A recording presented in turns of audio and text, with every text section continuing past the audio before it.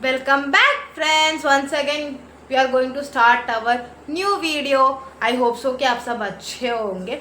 तो इससे पहले वाले वीडियोस में हम सीख रहे हैं हमारा स्पीच और स्पीच का टाइप्स और क्या क्या है हमारे स्पीच के टाइप्स में, और उसमें हम क्या क्या यूज़ कर रहे हैं, मेनली कौन कौन सा वर्ड्स, कौन कौन सा कंजक्शन और कौन कौन सा टेंस, ये सारी चीज़ें हमने सीखा है हमारे पहले पार्ट ऑफ द वीडियो में। यह है हमारा दूसरा पार्ट ऑफ द वीडियो। अब इस वीडियो में हम ये सीखेंगे कि हमारा कौन कौन से सेंटेंस में कहाँ कहाँ कौन कौन से स्पीच बनेगा और इनडायरेक्ट और डायरेक्ट स्पीच कैसे बनेगा और हम उसको कैसे यूज़ करेंगे। चलिए देखते हैं, वीडियो की तरफ बढ़ते हैं, कंटिन्यू करते हैं अपने वीडियो को। तो पहला है हमारा स्टेटमेंट, मतलब जैसे हमारा स्टेटमेंट है, हमने सेंटेंस में सीखा था कि हमारे पास 5 टाइप्स के सेंटेंस है। वो सेंटेंस क्या क्या है? स्टेटमेंट है, इंट्रोगेटिव है, इम्पेरेटिव है, फिर है एक्सक्लेमेटिव, मतलब 4 टाइप्स के सेंटेंस है हमारे पास।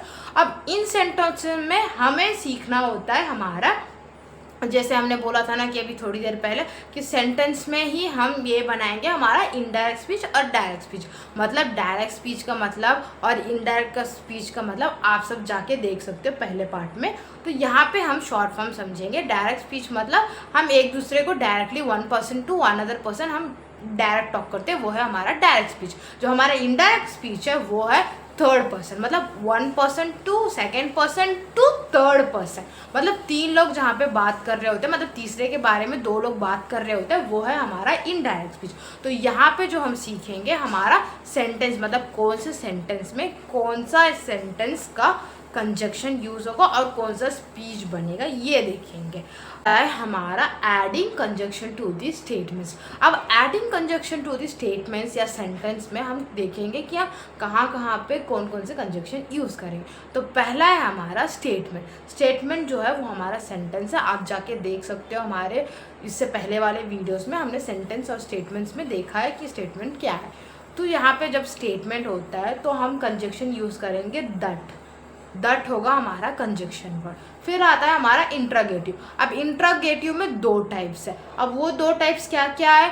वो है एक WHO क्वेश्चन है, फिर आता है यस और नो क्वेश्चन।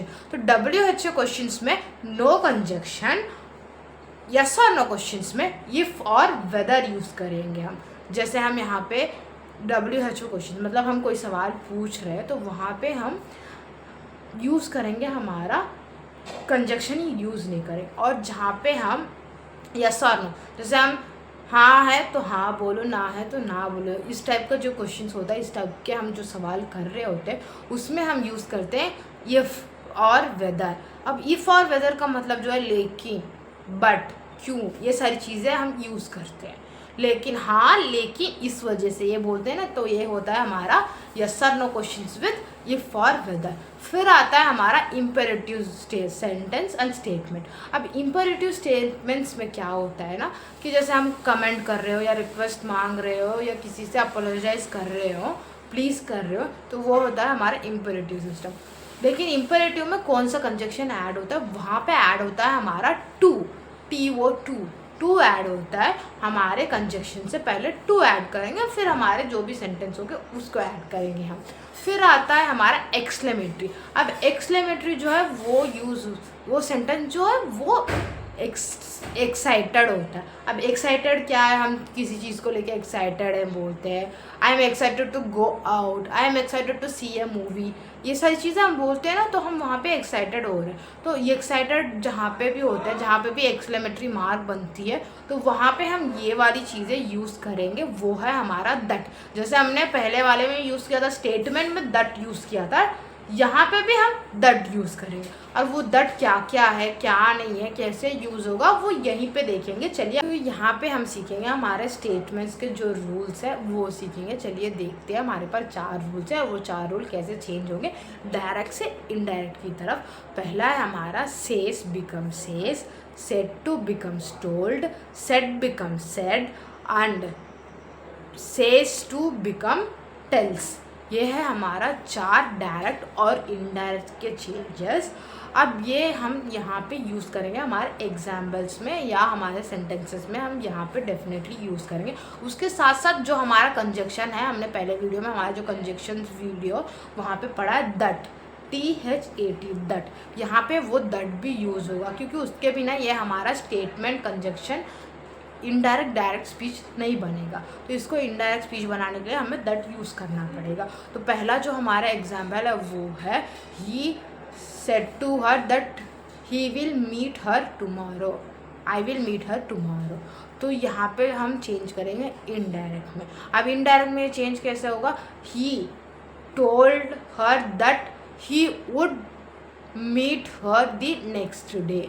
मतलब यहाँ पे हम सेंटेंस को सेम मीनिंग के साथ ही दूसरे टाइप से बोल रहे, इसीलिए यहाँ पे इनडायरेक्ट स्पीच हो।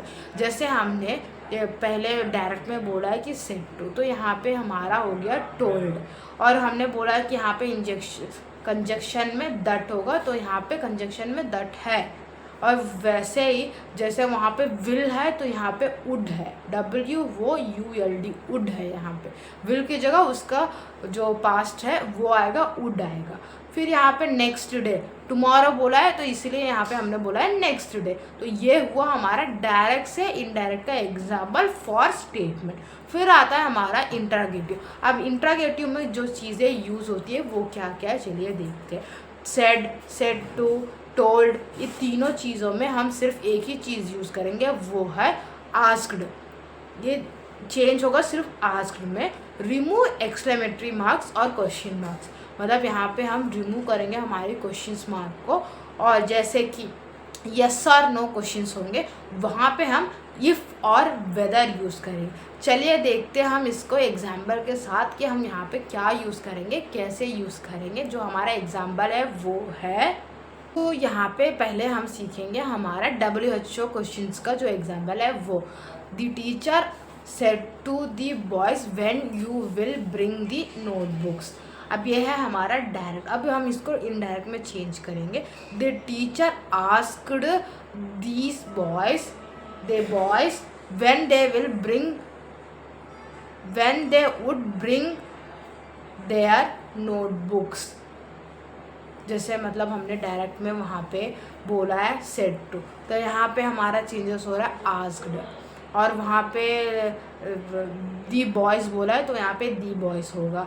सेम टू सेम, मतलब हमारा चेंजेस होगा मिनिमल, सेम ही रहेगा, लेकिन हमारे क्वेश्चन पूछने का तरीका वहाँ पे चेंजेस हो जाएगा, और जो हमारा क्वेश्चन मार्क है वो हट जाएगा वहाँ से, इसीलिए वो होगा हमारा इनडायरेक्ट स्पीच। फिर जो है हमारा यस और नो टाइप के क्वेश्चंस का एग्जाम्पल है। अब वो क्या है, यहाँ पे जो अब हम यस और नो क्वेश्चंस वो कर रहे होंगे तो यहाँ पे भी चेंजेस है। He said to her that he will borrow her camera tomorrow. He asked her that he would borrow her camera tomorrow or the next day. मतलब यहाँ पे जब हम यस और नो क्वेश्चंस में भी मतलब हम पूछ रहे हैं उससे कि हम क्या आपका कैमरा ले सकते हैं, बोरो कर सकते हैं, ऐसा हम पूछ रहे हैं। इसी वजह से ये हमारा इनडायरेक्ट स्पीच हुआ, क्योंकि ये हुआ हमारा यस और नो क्वेश्चन। तो यहाँ पे जैसे यहाँ पे भी हमने सेड टू बोला है तो यहाँ पे आस्क्ड हुआ, जैसे ही आस्क्ड हुआ, और जैसे he would, he I will हुआ तो वुड हुआ। मतलब जो भी हमारा सिंपल प्रेजेंट टेंस होगा वो हमारा सिंपल पास्ट टेंस में बना। आई होप सो कि आपको ये वाला एग्जाम्पल भी समझ में आया। फिर आता है हमारा इम्पेरेटिव सेंटेंस टाइप। अब इम्पेरेटिव सेंटेंस टाइप में हमारा जो कंजक्शन है वो सेम ही रहेगा, और जो कंजक्शन है वो टू होगा, टी और टू होगा। उसके साथ साथ हम चेंज करेंगे, जैसे कि डू नॉट जो होगा वो होगा नॉट टू, और जो हमारा प्लीज़ जो होगा वो बदलेगा रिक्वेस्ट में। अब ये कैसे बदलेगा, कहाँ पे बदलेगा, चलिए हम इसको एग्जाम्पल के साथ देखते हैं। हमारा इम्पेरेटिव का जो एग्जाम्पल है वो है his sister told him please help मी। अब ये है हमारा डायरेक्ट। अब इसको हम इनडायरेक्ट में चेंज करें।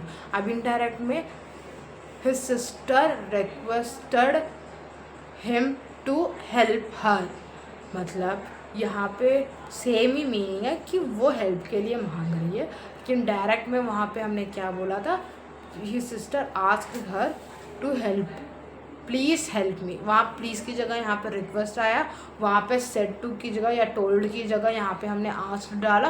तो ये हुआ हमारा डायरेक्ट और इनडायरेक्ट से चेंजेस जो है वो हमारे इम्पेरेटिव के।